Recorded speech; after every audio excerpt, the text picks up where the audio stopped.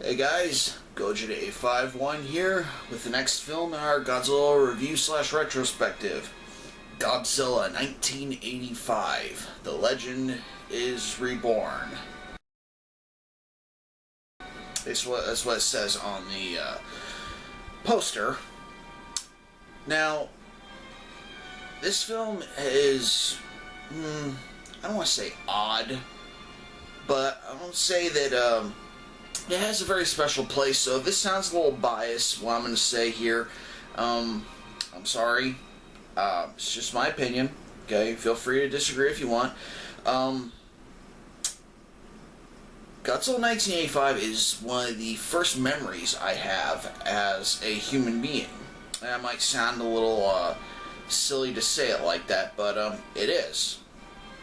I remember seeing commercials for it as a little kid, very small. I remember seeing them on TV. Godzilla drinking a big old Dr. Pepper. It was hilarious. And I remember we went to this place, I think it was Boscov's. I was living in Pennsylvania, and I was in a stroller. Then they put me in a car seat, and I remember being loaded up, and Mom and my dad brought me there, just hanging out, doing our thing, and then they put the VHS copy of Godzilla 1985 into my lap. Yeah, it looked awesome. However, I didn't actually watch it when I got home, because, I don't think it was 1985, about 86. I was probably a few months old, but, this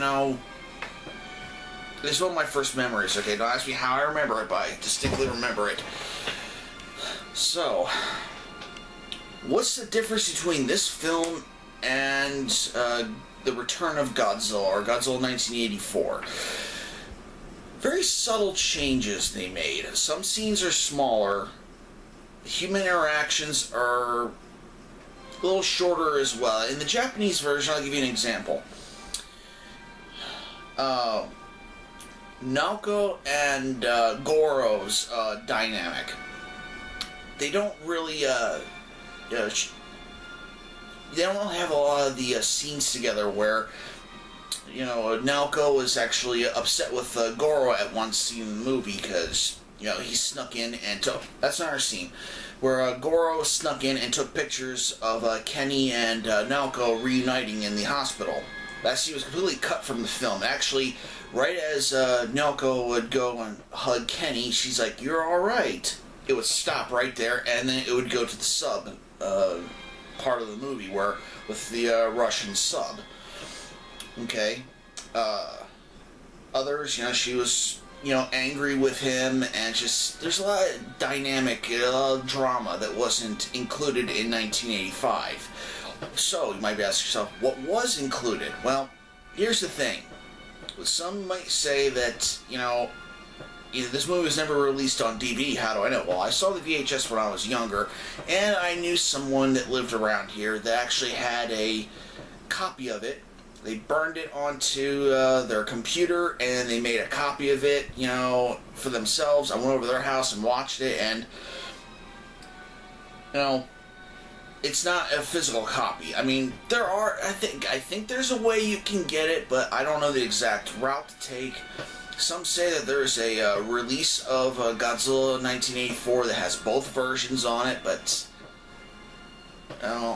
everywhere I go, either I see what they're talking about, and it's almost $200, which is ouch, or,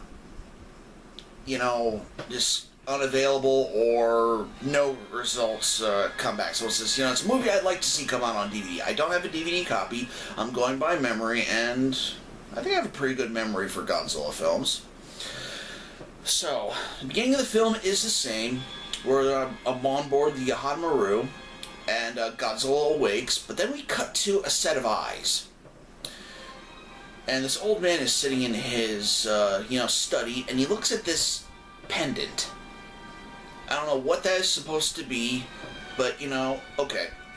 The movie progresses then the same way. We cut down the sea louse scene a bunch of minutes. I don't know why they cut it down, but okay, they cut it down. And And we keep moving on. Some other scenes are shortened, and then we cut to the Russian sub. And the Russian sub is destroyed. And then we cut to the Pentagon. And then we meet our human characters that represent the United States in this film. We have the General. We have the Colonel. And then we have the Major.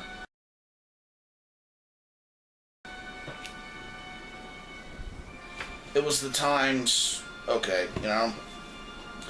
So they're saying pretty much that we don't know what this is. The Russian sub went down. They're saying that we did it, and somehow they bring in a outside consultant. Who's the outside consultant? This guy. Mr. Martin. Yes, you will remember Mr. Martin as Steve Martin from the film Godzilla. Or Godzilla King of the Monsters, actually be more correct. They shortened his name to Mr. Martin in this film because the actor, comedian Steve Martin started to, get some heat around this time and becoming more popular, and they didn't want to get Raymond Burr mixed with Steve Martin, the actor. Oh yeah, you clearly see a resemblance. But anyway, they bring in Raymond Burr, Mr. Martin, and they're like, so, what are we dealing with? And, pretty much Mr. Martin says, it's a force of nature, like a hurricane or a tidal wave. And there's nothing really you can do. Troops, aircraft, rockets, it's all been used before. Yeah, General's like, well, the Japanese stopped them before, why can't we do it now? And, Mr. Martin says, his spiel, and he says something interesting. He says, they never found a corpse. Well, at the end of Godzilla, the oxygen destroyed the bones and destroyed the carcass of Godzilla. We'll get into all of that later, okay? That's another thing that kind of gets on my nerves, but then again, has a great payoff. We'll get into that later, okay, in a future review, okay? So essentially the film plays out the way it is. But then we get to the elephant in the room. The Cold War, dynamic. When the film was released here in the States, some of the dialogue was changed. And they actually filmed new scenes where, remember the Russian captain from earlier and the launching of the missile, he was trying to stop it? Well, in the Godzilla 1985, they actually make it look like he's actually trying to get to the launch codes and actually launch the missile on purpose. And then, just before he dies, it doesn't show him die, just before he dies, they actually have a new shot where it's a hand going up to the button and pressing the launch button, rather than him dying trying to stop it and then the launch carrying it out itself. And then the movie plays out the way it did before. The Americans are brought in with this. They go into the whole space treaty about having launch weapons from space. The Americans help shoot down the missile, and then the movie plays out the same way.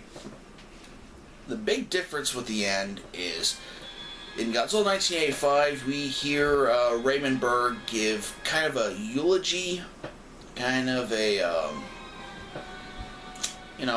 farewell kind of thing, which when I was a kid, I felt this was the last Godzilla movie. When I first saw this film, even though I saw, films like Son of Godzilla, Godzilla's Revenge, King Kong vs. Godzilla, and then I saw this film, like, they just killed Godzilla. They had this big budget film, well, I wasn't thinking about budgets once a little bit, this great looking Godzilla film, and then they just kill Godzilla off. It's like,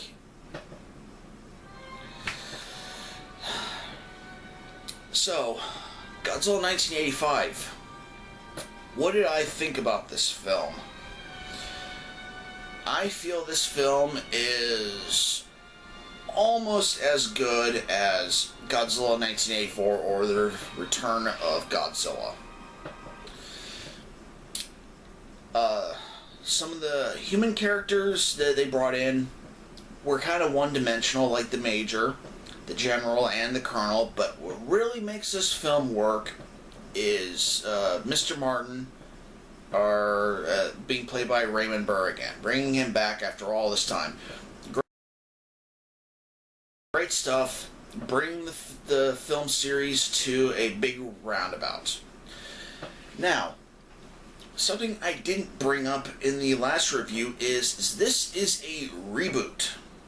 Godzilla 1984 and Godzilla 1985 are a reboot to the Godzilla franchise, ignoring films from Godzilla Raids Again all the way to Terror of Mechagodzilla. So we're essentially saying that Gojira happened in 1954, and then years later, Godzilla returns in Godzilla 1984. Where does that lead us? Well, first off, I give this film an A. Great stuff. I might be a little biased, just my opinion. But, you know, that's why we're here for, right? Give opinions. But like I was saying before, with a reboot, we get a new series. And we'll be looking at that next film with our next retrospective. Okay, guys, this is Godzilla 851 saying goodnight. Don't forget to like, subscribe, and share. Y'all have a good night. See y'all later.